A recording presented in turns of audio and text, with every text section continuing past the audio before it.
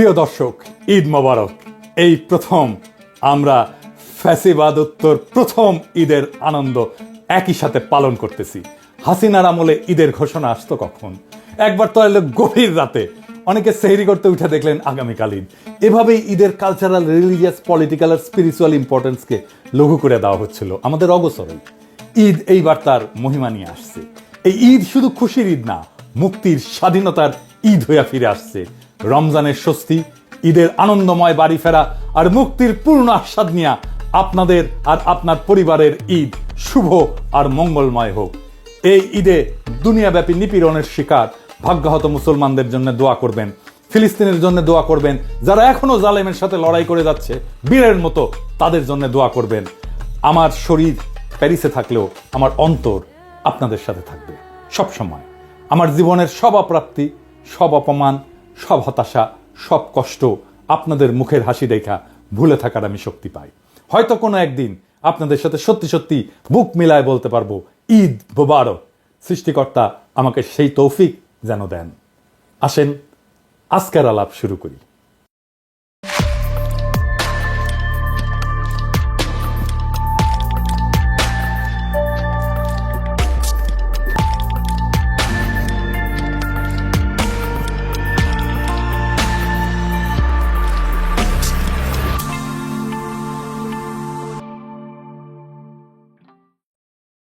বাংলাদেশ এক পরাশক্তি চীনের সাথে কৌশলগত সম্পর্ক গড়ে তুলছে। আলহামদুলিল্লাহ, এই কাজটা বাংলাদেশকে একটা অনন্য উচ্চতায় পৌঁছে দেবে। চীন সফরে আমাদের কি কি কৌশলগত সুবিধা দিচ্ছে সেটা নিয়ে আমার দর্শকদের জানাবো আলাদা এপিসোড কইরা। কিন্তু আমাদের ভুলে গেলে চলবে না যে আমাদের আর একটা দেশের সাথে সম্পর্ক তৈরি করতে হবে কৌশলগত, আমেরিকার সাথে দীর্ঘমেয়াদে। কিভাবে সেই সম্পর্ক রচনা করা যাবে সেটা নিয়ে আমাদের অবশ্যই আউট অফ দ্য বক্স চিন্তা করতে হবে, সৃজনশীল হইতে হবে আমাদের চিন্তাটা। কৌশলটা দীর্ঘমেয়াদী হবে। আমেরিকার সরকার পরিবর্তন হইলেও আমাদের সম্পর্কের যেন পরিবর্তন না হয়। আমাদের সফট পাওয়ার বাড়বে এভাবেই সূক্ষ্ম ব্যালেন্স কইরা আমাদের চলতে হবে। আমাদের অঞ্চলে আমরা এমন দেশ দেখছি যারা চীনের বলয়ে ঢুকা আমেরিকা থেকে দূরে সরে গেছে। একমাত্র পাকিস্তানি এই অঞ্চলে চীন আর আমেরিকার সাথে সেই 70 দশকে যুগপৎ একই রকম ভালো সম্পর্ক রেখে আসছিল, সে আর এক গল্প। তবে মনে রেখেন, আজকের চীনের পরাশক্তি হিসেবে উত্থানের পিছনে পাকিস্তানের ভূমিকা আছে। 1971-এ পাকিস্তান চীন আর আমেরিকার সম্পর্ক তৈরিতে কাজ করছিল। এটা অন্য আলাপ, যাই হোক, সে আলাপ আজকে না। আমরা আজকে আলাপ করব কিভাবে আমরা চীনের সাথে সুসম্পর্ক রাখাও আমেরিকার সাথে একই মাত্রায় ভালো সম্পর্ক রাখতে পারি। যদিও আমরা জানি যে প্রফেসর ইউনূসের আমেরিকান লবির সাথে ভালো সম্পর্ক আছে, বাট স্টিল এইটা আমাদের একটা গুরুত্বপূর্ণ বিষয়, কারণ প্রফেসর ইউনূসকে তো আমরা চিরজীবন পাবো না। কিন্তু আমাদের এমন একটা আমেরিকার সাথে সম্পর্ক তৈরি করে রাখতে হবে যেইটার বেনিফিট আমরা যুগ যুগ ধরে পাবো। কি সেটা? আসেন সেই আলাপটা করি। আমেরিকার সাথে সম্পর্ক উন্নয়নের সময় আমাদের মাথায় রাখতে হবে এমন একটা কৌশলের কথা যা ট্রাম্পের একটা অন্যতম প্রধান নির্বাচনী প্রতিশ্রুতির সাথে যুক্ত। যেই নির্বাচনী প্রতিশ্রুতিকে আমরা পূরণ করার ক্ষেত্রে সাহায্য করতে পারি ট্রাম্পকে। কি হইতে পারে সেটা? আমরা ট্রাম্পের যেই নির্বাচনী প্রতিশ্রুতি পূরণ করতে পারবো তা হচ্ছে আমেরিকার বাণিজ্য ঘাটতি পূরণ। না, আমরা সব দেশের সাথে না, বাংলাদেশের সাথে আমেরিকার বাণিজ্য ঘাটতি পূরণ করতে পারি। আমেরিকা থেকে বাংলাদেশ আমদানির চেয়ে রপ্তানি 3 গুণ বেশি করে। মানে 2022 সালে বাংলাদেশ যুক্তরাষ্ট্র থেকে $283 কোটি পণ্য আমদানি করছে, যা দেশের মোট আমদানির 3.7%। একই অর্থ বছরে বাংলাদেশ থেকে যুক্তরাষ্ট্রে রপ্তানি হয়েছে $780 কোটি পণ্য। এটা দেশের মোট রপ্তানি আয়ের প্রায় 20%, 19.2%। এটা আমাদের শুনতে ভালো লাগে, তাই না? আমাদের ভালো লাগবে। কিন্তু আমেরিকার কি শুনতে ভালো লাগে? আমরা তোমাদের থেকে কিনি এত বেশি, তোমরা কেন আমাদের থেকে কম কেন? এটা তো আমেরিকা বলবে, তাই না? আমরা ইন্ডিয়া থেকে বেশি কিনি আর বেশি কম ইন্ডিয়াতে। এদিকে আমাদের ভালো লাগে? লাগে না তো। আমরা বারবার মনে করাই দিই না এটা। আমরা বলি পর্বত সম বাণিজ্য ঘাটতি ভারতের সাথে, তাই না? তাইলে তো আমরা কিছু কিনলেই পারি, তাই না? জি না, যা কিছু কিনলে হবে না। আমাদের এমন ভাবে কিনতে হবে যা আমাদের লাগে, প্রতিনিয়ত লাগবে অনন্তকাল ধরে, আর আমরা সেইটা কিনবো। ওই জিনিস যেখানে উৎপাদিত হয় সেই অঞ্চলের সিনেটর, কংগ্রেসম্যানদেরকে যুক্ত করব এই বাণিজ্য প্রক্রিয়ার সাথে। এই সিনেটররা তাদের অঞ্চলের বাণিজ্য বাড়ানোর জন্য কাজ করবে, আর তারা আমাদের রাজনৈতিক বন্ধু হয়ে উঠবে। এই রাজনীতিবিদদের মধ্যে ডেমোক্রেটরা থাকবে, রিপাবলিকানরাও থাকবে। আমরা বাংলাদেশ ইস্যুতে সেই স্টেটগুলোর বাই পার্টিজান, দুই পার্টিরই সাহায্য পাবো, কারণ টেকায় কথা বলে, তাই না? তো কিভাবে আমরা কাজটা করব? বাংলাদেশ আমেরিকার কৃষি প্রধান রাজ্যগুলোর সাথে সরাসরি চুক্তি কইরা খাদ্যপণ্য আমদানি বৃদ্ধি করবে, যা আমেরিকান রাজনীতিবিদদের সমর্থন আদায় সাহায্য করবে। এই সমর্থন কাজে লাগায় বাংলাদেশ রপ্তানির জন্য আমেরিকার বাজারে বিভিন্ন সুবিধা, যেমন ট্যারিফ, কোটা বৃদ্ধি, এগুলো নিশ্চিত করবে। পাশাপাশি আমদানিকৃত কাঁচামাল প্রক্রিয়াজাত করে তৃতীয় দেশে রপ্তানি বাড়ায় বাণিজ্য ভারসাম্য উন্নত করা হবে। এই কৌশল ট্রাম্পের বাণিজ্য ঘাটতি কমানোর নীতির সাথে সামঞ্জস্যপূর্ণ হয়। এটা বাংলাদেশের জন্য রাজনৈতিক লাভ বয়ে আনবে। এই পরিকল্পনায় যাওয়ার আগে আমাদের দেখতে হবে কেন আমরা আমেরিকার কৃষি পণ্য বেছে নিলাম, কেনই বা আমেরিকার সাথে সম্পর্ক উন্নয়নের জন্য এই কূটনীতিতে লিপ্ত হইতে চাই। আমাদের একটা জিনিস এখানে বুঝতে হবে, আমেরিকায় হার্টল্যান্ড বলে একটা জায়গা আছে, মানে আমেরিকার হৃদয়। সো আমেরিকার এই হৃদয়কে আমরা কেন বিজয় করতে চাই, আসেন আমরা বুঝে দেখি। আমেরিকার হার্টল্যান্ড বলতে সাধারণত মধ্য পশ্চিমাঞ্চলের কৃষিভিত্তিক রাজ্যগুলোকে বোঝায়, যা আমেরিকার অর্থনৈতিক, সাংস্কৃতিক এবং রাজনৈতিক পরিচয়ের মূল ভিত্তি হিসেবে বিবেচিত হয়। এই রাজ্যগুলোকে বলা হয় হার্টল্যান্ড। তাদের ভৌগোলিক অবস্থান, কৃষির উপরে নির্ভরশীলতা এবং ঐতিহ্যবাহী আমেরিকার মূল্যবোধের জন্য তাদেরকে হার্টল্যান্ড বলা হয়। এদের রাজনৈতিক গুরুত্ব অপরিসীম, বিশেষ করে নির্বাচনী প্রক্রিয়া এবং নীতি নির্ধারণে। তাই আমরা এই হার্টল্যান্ডকে টার্গেট করব। তো কেন এটাকে হার্টল্যান্ড বলা হয়? এক নম্বর কারণ হইতেছে এটা কৃষির কেন্দ্রস্থল। যেমন আইওয়া, Nebraska, Kansas, Illinois, south Dakota, এইটা আমেরিকার সোয়াবিন, ভুট্টা, গম, গবাদি পশু এই উৎপাদনের 60%-এর বেশি যোগান দেয়। যেমন ধরুন আইওয়া একাই যুক্তরাষ্ট্রের 30% সোয়াবিন উৎপাদন করে। 2 নম্বর কারণ হচ্ছে ভৌগোলিক অবস্থান। এই রাজ্যগুলা যুক্তরাষ্ট্রের মধ্যাঞ্চলে, তাই না? দেখতেছেন তো, যা দেশটাকে পূর্ব পশ্চিম উপকূলের সাথে সংযুক্ত করছে। 3 নম্বর কারণ হচ্ছে সাংস্কৃতিক প্রতীক, এটা আমেরিকার। হার্টল্যান্ডকে আসলে রিয়েল আমেরিকা বলা হয়, যেমন যেখানে কঠোর পরিশ্রম, পারিবারিক মূল্যবোধ এবং সাম্প্রদায়িক ঐক্য এটা প্রাধান্য পায়। তো এই হার্টল্যান্ডের রাজনৈতিক গুরুত্বটা কেন বেশি? 5টা কারণ আছে রাজনৈতিক গুরুত্ব বেশি হওয়ার কারণে। 1 নম্বর কারণ হইতেছে এইটা প্রেসিডেন্ট নির্বাচনের নিয়ামক। আইওয়া ককাস এইটা প্রত্যেক প্রেসিডেন্ট নির্বাচন চক্রের প্রথম প্রাইমারি প্রতিযোগিতা হয় এইখানে আইওয়াতে। এখানে যে প্রার্থী জয়ী হয় মিডিয়া কাভারেজটা বেশি পায়, ন্যাচারালি প্রথম হয়েছে ইলেকশন। যেমন জিমি কার্টারে যে 1976 সালে, ওবামা 2008 সালে এইখানে জিতেই নিশ্চিত করছিল সে আসলে জিতে যাবে ফাইনাল ইলেকশনে। 2 নম্বর হইতেছে ইলেকটোরাল কলেজের ভোট। হার্টল্যান্ড রাজ্যগুলোতে মোট 40 থেকে 50টা ইলেকটোরাল ভোট আছে, যেমন মিসৌরিতে 10টা, আইওয়াতে 6টা। এইগুলো কিন্তু সুইং স্টেট, মানে প্রেসিডেন্ট নির্বাচনের ফলাফল নির্ধারণে অত্যন্ত গুরুত্বপূর্ণ এইখানকার ভোটগুলা। 3 নম্বর হইতেছে কৃষি লবির শক্তি। American Farm Bureau Federation, AFBF, এবং ন্যাশনাল কর্ন গ্রোয়ার্স অ্যাসোসিয়েশন এর মতো সংগঠনগুলা কৃষি নীতি, তারপরে ভর্তুকি, বাণিজ্য চুক্তিতে সরাসরি প্রভাব রাখে মার্কিন নীতি নির্ধারণে।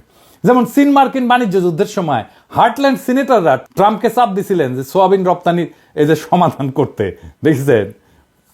4 নম্বর হচ্ছে এনার্জি নীতিতে প্রভাব এই অঞ্চলের। এরা ইথানলের উৎপাদন করে। ইথানল মানে মদ তৈরিতে লাগে আর কি। ওই আইওয়া আর নেব্রাস্কা যুক্তরাষ্ট্রের 50% ইথানল উৎপাদন করে। আমেরিকার জ্বালানি নীতি তাদেরকে বাদ দিয়ে করতে পারে না। হার্টল্যান্ডের সিনেটররা প্রায় জ্বালানি মিশনে ইথানল ম্যান্ডেট আছে, যেমন এই যে রিনিউয়েবল ফুয়েল স্ট্যান্ডার্ড, এই সমস্ত বাধ্যতামূলক করার জন্য ভোট দেন। 5 নম্বর হচ্ছে বাণিজ্য নীতিতে প্রভাব। হার্টল্যান্ডের রাজ্যগুলো কৃষি রপ্তানির উপরে নির্ভরশীল, যেমন আইওয়ার 30% অর্থনীতি কৃষি সম্পর্কিত। তাই বাণিজ্য চুক্তি বা ট্যারিফ ইস্যুতে তাদের যে মতামত সেইটা সরাসরি ওয়াশিংটনের সিদ্ধান্তকে প্রভাবিত করে। 6 নম্বর হইতেছে সাংস্কৃতিক যুদ্ধের প্রতীক। হার্টল্যান্ড রাজ্যগুলোর এগুলো রক্ষণশীল এলাকা। এইখানে যেমন ধরেন গর্ভপাত বিরোধী আইন, তারপরে বন্দুক অধিকার, ট্রাম্পের মতো প্রার্থীরা এইখানে এই যে সাইলেন্ট মেজরিটি তার সমর্থন পায়। এইবার এসে বুঝে দেখি একটা খুব ইন্টারেস্টিং জিনিস, হার্টল্যান্ডের 5টা প্রধান রাজ্য কি কি এবং তাদের প্রভাবগুলো কোথায় কোথায়। এডিটর সাহেব এটা একটু দেখান, এই যে প্রভাবগুলো। রাজ্যের নাম লিখবেন, তারপরে প্রধান পণ্য লিখবেন, রাজনৈতিক নেতা কে ওই অঞ্চলের প্রধান, আর প্রভাবের ক্ষেত্রটা কি। যেমন ধরেন আইওয়া, প্রধান পণ্য কি? প্রধান পণ্য সোয়াবিন, ভুট্টা। এর রাজনৈতিক নেতা হচ্ছে চাক গ্রাসলি, সিনেটর। এইটা কোন কোন ক্ষেত্রে সে প্রভাব রাখে, যেমন কৃষি নীতিতে সে প্রভাব রাখে, ইথানল নীতিতে প্রভাব রাখে। তারপরে ধরেন নেব্রাস্কা, প্রধান পণ্য হচ্ছে গবাদি পশু, ইথানল, আর রাজনৈতিক নেতা হচ্ছে ডেভ ফিশার, সিনেটর, এ জ্বালানি নীতিতে প্রভাব রাখে। তারপরে ধরেন কানসাস, এটা গম, সিরিয়াল এগুলো উৎপাদন করে, এর প্রধান রাজনৈতিক নেতা হচ্ছে জেরি মোরান, এটা বাণিজ্য চুক্তিতে এটা প্রভাব রাখে। তারপরে ধরেন ইলিনয়, এটার প্রধান পণ্য হচ্ছে সয়াবিন, এইটার প্রধান রাজনৈতিক নেতা হচ্ছে ডিক ডারবিন, এটা ট্রান্সপোর্টেশন অবকাঠামোতে এটা ভূমিকা রাখে। তারপরে ধরেন সাউথ ডাকোটা, এটা গবাদি পশু, ভুট্টা, এটার রাজনৈতিক নেতা হচ্ছে জন থিওন, আর আদিবাসী নীতিতে এ ভূমিকা রাখে। হার্টল্যান্ডের সাথে বাণিজ্য কেন বাংলাদেশের জন্য গুরুত্বপূর্ণ হবে, আসেন এটা একটু বুঝে দেখি। হার্টল্যান্ড রাজ্যগুলোর সাথে বাণিজ্য বা কূটনৈতিক সম্পর্ক গড়ে তুললে বাংলাদেশ কয়েকটা সুবিধা পেতে পারে। এক, কৃষি আমদানিতে রাজনৈতিক সমর্থন পাইতে পারে। আইওয়া বা নেব্রাস্কার সোয়াবিন, গম আমদানি বাড়লে তাদের সিনেটররা বাংলাদেশের পক্ষে ট্যারিফ হ্রাস বা জিএসপি পুনর্বহালের লবি করবে। তো এই জিনিসটা আবার একটা পুরাটা একটু সামারি কইরা দেখি একটু। তো আমরা তো দেখলাম যে কোন কোন আমেরিকান স্টেটের সাথে আমরা বাণিজ্য করবো, আর সেই বাণিজ্য উদ্যোগের সাথে কোন রাজনীতিবিদকে যুক্ত করব, সেটা তো প্রথমে আমাদের চিহ্নিত করতে হবে। এবং আমরা দেখলাম যে কৃষি প্রধান রাজ্যগুলো কি কি, আইওয়া, এখানে সোয়াবিন, ভুট্টা পাওয়া যায়, টেক্সাস গম, গবাদি পশু, ইলিনয় সোয়াবিন, ক্যালিফোর্নিয়া বাদাম, দুগ্ধজাত পণ্য, নেব্রাস্কা গবাদি পশু, এগুলোও যুক্ত হইতে পারে। আমি যেগুলো দেখালাম এটার বাইরে এই রাজ্যগুলো যুক্ত হইতে পারে। এই রাজ্যগুলো কৃষি রপ্তানির উপর নির্ভরশীল এবং তাদের প্রতিনিধিরা, সিনেটররা বাণিজ্য চুক্তির মাধ্যমে কৃষকদের স্বার্থ রক্ষায় সক্রিয়। ট্রাম্প সমর্থিত রাজ্যগুলোতে রিপাবলিকান নেতাদের সাথে সম্পর্ক গড়ে তুললে যুক্তরাষ্ট্রের ফেডারেল পর্যায়ে সমর্থন পাওয়া সহজ হবে। এই স্টেটগুলোর প্রভাবশালী সিনেটরগুলো তো আমরা দেখলাম, নাম দেখলাম, শুনলাম। এর বাইরেও ধরেন টেক্সাসে টেড ক্রুজ আছে, ও কিন্তু রিপাবলিকান সিনেটর, আর জন কর্নিন আছে, সেও রিপাবলিকান সিনেটর। নেব্রাস্কার ডেভ ফিশার, সে কিন্তু রিপাবলিকান সিনেটর। এরপরে আমরা করবোটা কি? আমরা স্টেট স্তরে চুক্তি এবং কূটনীতি শুরু করতে হবে। এর মধ্যে করতে হবে এমএইউ সিগনেচার করতে হবে, মেমোরান্ডাম অফ আন্ডারস্ট্যান্ডিং। এই যে টার্গেট রাজ্যগুলো, সেটার সাথে দীর্ঘমেয়াদী চুক্তি করে গম, সোয়াবিন, ডাল ইত্যাদি আমদানি নিশ্চিত করা বাংলাদেশ আমাদের লাগেই। বাংলাদেশ প্রত্যেক বছর আইওয়া থেকে 1 মিলিয়ন টন সোয়াবিন আমদানি চুক্তি করতে পারে। তারপর করতে হবে রাজনৈতিক লবিং।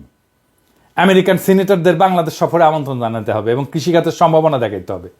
ওয়াশিংটন ডিসিতে বাংলাদেশ দূতাবাসের মাধ্যমে ট্রেড কাউন্সিল গঠন করতে হবে, যা টেক্সাস, আইওয়ার মতো রাজ্যের সাথে সংযোগ স্থাপন করবে।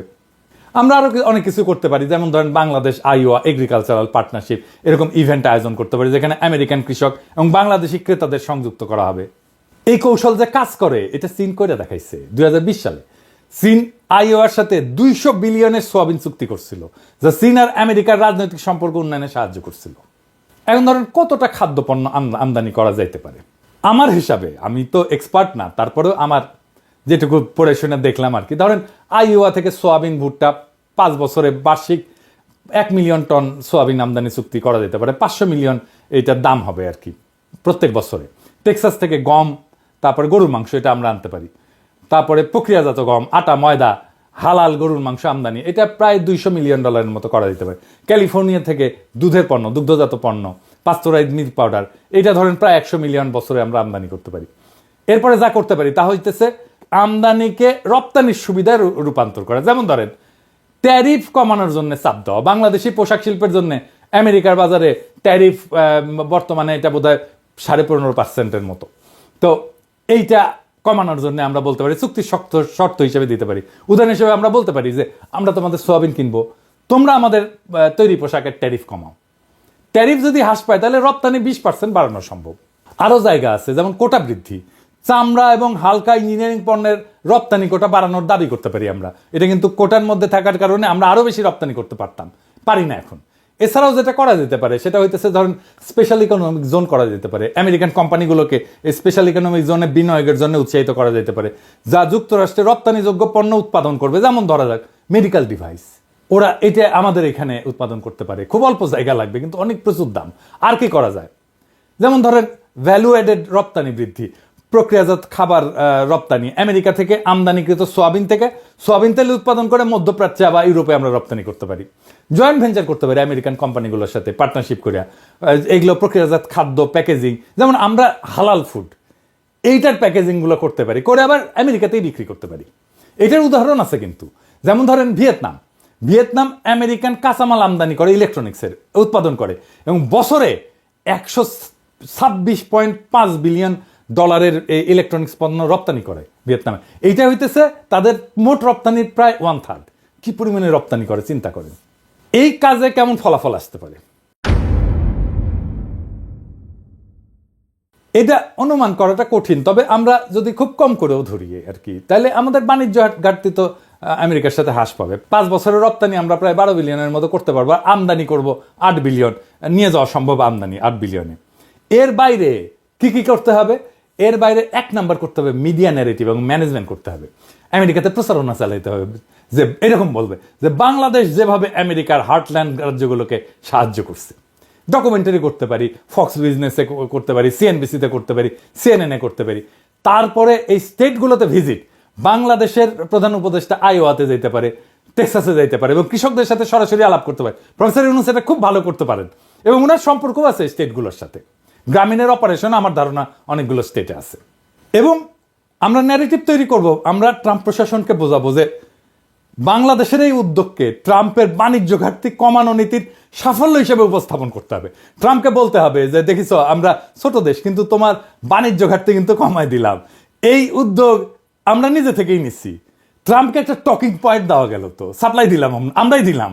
বাংলাদেশের সাফল্য ট্রাম্পকে অন্যান্য দেশের সাথে আলোচনায় ব্যবহার করতে, নেগোশিয়েট করতে সাহায্য করবে, যে বলবে যে বাংলাদেশের মতো দেশ যদি বাণিজ্য ঘাটতি কমাইতে পারে আপনারাও কমান। ইন্ডিয়াকে বলবে তোমরা কমাও বাণিজ্য ঘাটতি, ইন্ডিয়ারে চাপে ফেলতে পারবো চামে, বুঝছাও? এইগুলো হইতেছে গ্রিঙ্গি বুদ্ধি, বুঝছাও? ইন্ডিয়াকে কোন দিক থেকে দিমু বাটে ফেলিয়া টেরও পাবে না। এখন কবে আপনি তো সব কয়া দিলেন যে আগে থেকে পাতলা পায়খানা ছুটু, ইন্ডিয়া তো চাইলেই আর আমাদের এই উদ্যোগকে বন্ধ করতে পারবে না, তাই না? এটা তো কয়া দেওয়া লাগে। আর এটা বাগড়া দিলে কত প্ল্যান আছে, মেলা প্ল্যান, হাজার হাজার প্ল্যান বের করা যাবে। বাংলাদেশের জন্য কৌশলগত ভারসাম্য রক্ষা করাই হলো দীর্ঘমেয়াদী কূটনৈতিক সাফল্যের মূল চাবিকাঠি। চীনের সাথে সুসম্পর্ক বজায় রেখা, একই সাথে আমেরিকার সাথে একটা শক্তিশালী এবং টেকসই বাণিজ্যিক সম্পর্ক গড়ে তোলা আমাদের জন্য অপরিহার্য। আমরা যদি আমেরিকার হার্টল্যান্ড রাজ্যগুলোর সাথে কৃষিভিত্তিক বাণিজ্য সম্প্রসারণ করতে পারি, তাহলে সেই সম্পর্ক শুধু অর্থনৈতিক সমৃদ্ধি না, বরং কূটনৈতিক অবস্থানকেও শক্তিশালী করবে।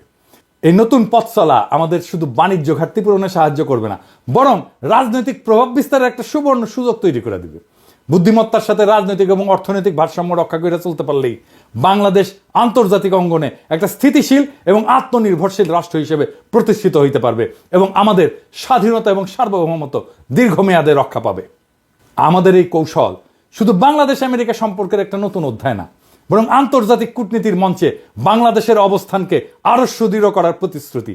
আসেন এই কৌশলগত চিন্তার উদ্ভাবনী দৃষ্টিভঙ্গি নিয়ে আগায় যাই। বাণিজ্য মন্ত্রণালয় এবং পররাষ্ট্র মন্ত্রণালয় এই কাজে যদি একসাথে আগায়, আমাদের সাফল্য সুনিশ্চিত। বাংলাদেশকে একটা সমৃদ্ধ এবং শক্তিশালী জাতি হিসেবে বিশ্ব দরবারে আমরা তুলে ধরতে পারবো ইনশাল্লাহ। ইনকিলাব জিন্দাবাদ।